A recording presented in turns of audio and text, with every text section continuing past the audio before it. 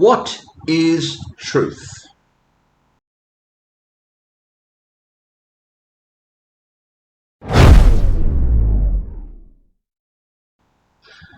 Okay, this is a big question, obviously, and equally obviously, I'll not be providing the definitive answer to this question in this 10-minute video or however long it turns out to be. It may be quite a rambling video, I think, as I sort of work out my ideas, but I'll try to de-ramble it in editing at least. But I won't be going into depths either about what various philosophers and thinkers have had to say about this topic over the last 3,000 years or so. That would probably take the next 3,000 years. I just want to bounce a few ideas about, and these mainly arise in the context of wondering if there are, in fact, different kinds of truth. I think, for instance, of a conversation between an atheist and a theist. When an atheist asks, for example, did the virgin birth actually occur? Is it an actual event? They're asking about facts. They're wanting to know whether Mary conceived a child without having had sexual intercourse with a man. The truth here is a question of fact. But when a theist is thinking about the truth of this story, they're more concerned with its meaning than with its factual accuracy. They'll want to emphasize that this is an affirmation that God is intimately involved with the appearance of Jesus in the world. The coming of Jesus into the world is a divine initiative. Jesus is uniquely of divine origin. Also that in some way he partakes of the nature of divinity. These will be the truths of this story for the theologian. Now, there are a couple of things to say about this. First, there are those who would argue that these theological truths are independent of what actually happened, which is what concerns the atheist in this scenario. Note that I'm representing types in this discussion in order to make the points I want to make. There will, of course, be a range of nuance in any discussion between any particular non-believer and any particular believer. But there are some theists who won't want to answer that question as a matter of historical fact. Was Mary an actual, literal virgin? They're content to remain agnostic about this issue.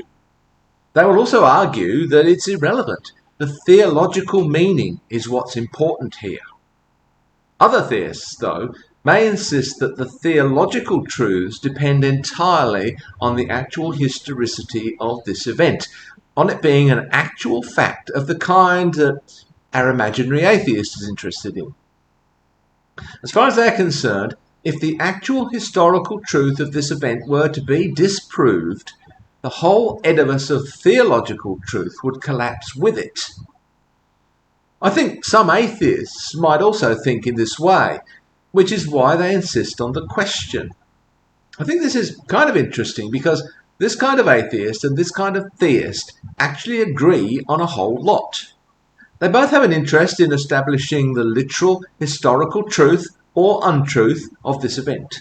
One with the intention of undermining the theological truths, the other with the intent of verifying and upholding them. Both seem to think that the theological truth depends on the historical truth. It can be very frustrating, I think, for an atheist who thinks this way to be in dialogue with a theist who doesn't. With a theist who doesn't think that the essential truth and validity of their theological claims depends on the literal historical truth of this fact. Here we're confronted, I think, with two very different concepts of truth. One which is about fact and one which is about meaning. And also with two versions of the latter. One which says that truth as meaning is dependent on truth as fact, and one which says that truth as meaning is independent of truth as fact. Looking a little more closely at the first of these, truth as meaning depending on truth as fact, which can be held by both the atheist and the theist in our imaginary dialogue, we can sometimes face another obstacle. We can, in fact, get our atheist and theist to agree on the fact that Mary was a virgin when Jesus was born. And Having done so, we'll still not necessarily resolve the conflict. Here we need a hypothetical scenario. Suppose we can go back in time and actually verify without any doubt at all that Mary was actually a virgin at the time of Christ's birth. Now, I could go into a whole lot of scientific stuff here about the possibility of a virgin birth, the scientific possibility of a virgin birth, of parthenogenesis, for example, and all that stuff, but I'll leave that discussion for another day. Suffice it to say that the theist and the atheist have come to agreement about this fact, that Mary was a virgin at the time of Jesus' birth. Okay, so let's suppose that Mary was a virgin, that Jesus had a full complement of XY chromosomes, and we've done the genetic tests to establish that, and also to establish that no human father can be detected from among the men that Mary may have encountered during her life. In other words, no male with a genetic match to Jesus can be identified. What happens on both sides of this debate at this point?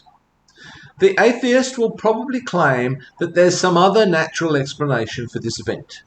The theist will claim that this proves that the theological interpretation of these events is also therefore true. Now, clearly the atheist in this scenario is excluding the God hypothesis a priori. That is, in fact, a non-negotiable assumption underlying the atheist's position. It's not clear what evidence the theist could present that could ever persuade the atheist, and the theist might understandably become frustrated with this.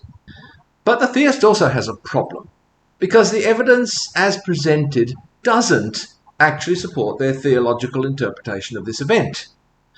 There's nothing that points directly to the agency of God in this situation.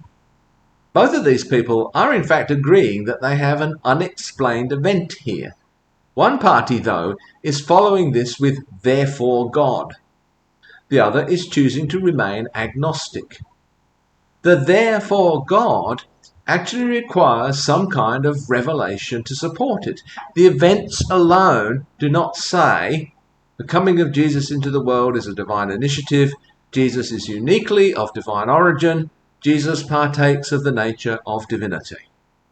The events on their own do not point to these theological claims.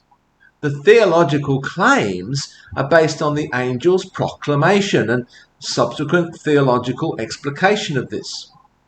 I guess you would now have to establish the historicity of the angel's appearance and their proclamation, and I suspect this process may lead indefinitely back into the past. All of this is really to say that even if you can establish the facts, what actually happened, this kind of truth, beyond all question, you do not thereby establish the theological truth that you also want to proclaim. There is in fact no direct line from factual truth to theological truth. But are they both nevertheless still kinds of truth? Should we be using the same word, truth, for both of these things? Well, there are other kinds of truth that we generally acknowledge that can't necessarily be linked directly to truth as fact. For example, if I say, I am 67, this is truth as fact. It's a fact we can all agree on. But if I say, I'm feeling sad today, will anyone tell me that this is not true? It's clearly true in some sense. It's a truth, though, that only I can know. Or at least, the feeling I'm experiencing now, I'm choosing to interpret as sadness. Is there some kind of psychological test that can be carried out? Is there some kind of questionnaire I can do? Maybe some kind of brain scan that can be conducted, which can confirm one way or the other whether this feeling is precisely sadness? I don't think so. And I think I might add the description irritated to my self-description were someone to inform me that I wasn't actually sad. There is, in other words, a whole category of truth, or something that we usually regard as truth, that might be described as subjective truth. Things like emotional states or aesthetic experiences, finding something beautiful or something tasty, for example. Although we might all experience such states at various times, these remain my truths, and they surely can't be challenged by anyone else. I find Picasso's The Weeping Woman to be a beautiful painting. No, you don't, my friend asserts boldly. So are theological truths this kind of truth? Or are they yet another kind of truth? Certainly people can share the same subjective truth. More than one person can find the weeping woman beautiful, just as more than one can find it ugly. One of these truths doesn't negate the other. Just as there's no direct link between the objective facts, truth as fact, and the theological truth, nor is there any direct link between truth as fact and truth as experience when considering these emotional or aesthetic experiences. There's no objective test to determine whether the weeping woman is actually a beautiful painting.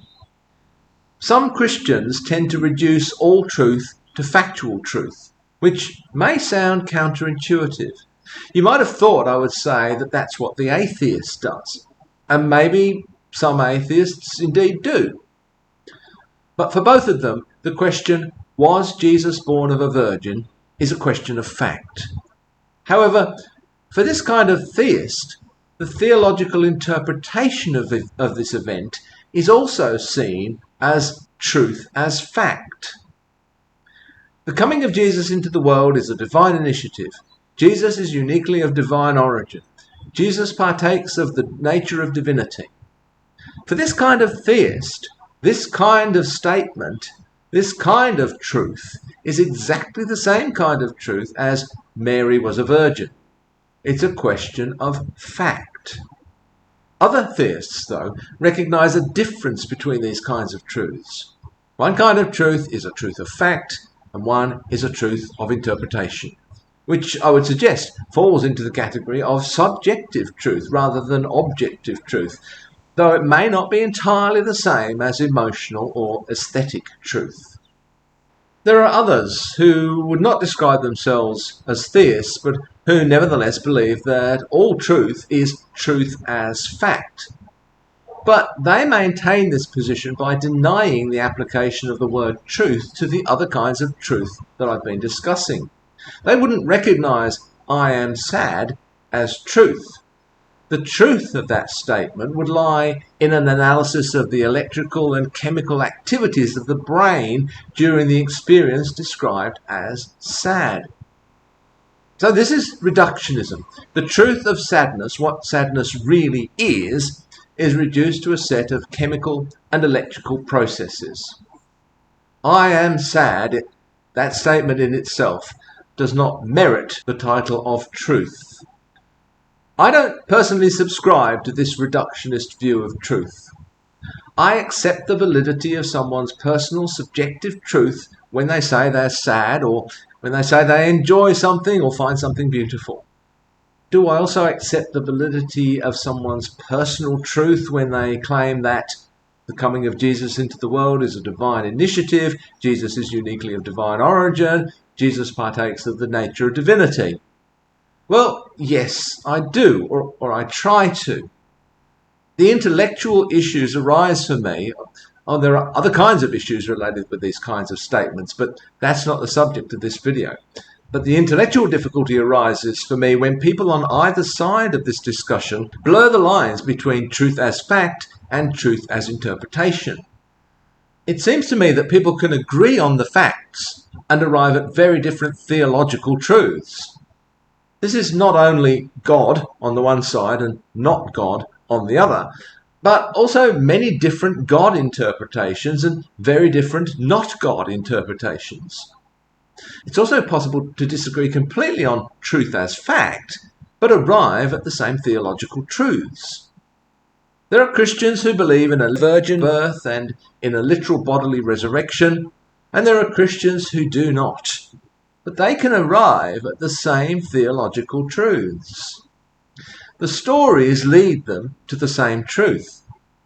Myth and story could open up a whole other way in which we may approach the question of truth, and I can't go into that today. But this, if nothing else, the fact that people can agree on the facts and arrive at very different theological truths, or they can disagree completely on the truth as fact, but arrive at the same theological truths, this, if nothing else, surely shows how different and how disconnected these different kinds of truth are. Should we be using the same word for both? Is an adjective, something like factual versus interpretive truth, is that enough to keep these concepts distinct? Well, that also is perhaps a topic for another day.